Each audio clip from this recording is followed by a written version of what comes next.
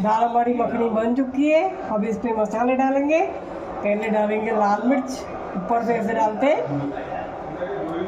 ये सिंधी स्टाइल है। और अब आमचूर डालेंगे।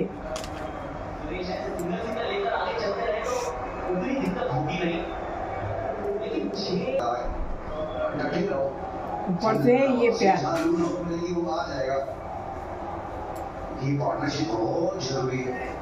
इसके बाद 4 साल के बाद होगी वो चैंपियनशिप। इसको अब जीरे का और इनका चौंक लगाएंगे। निहारते रहिए वाइट ब्लेजर का एंजॉय करिए उसे पहनिए।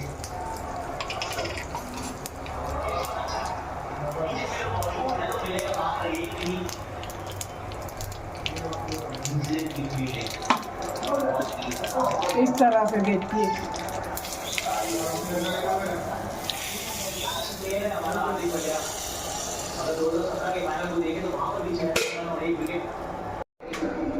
ये तैयार है हमारी थाली।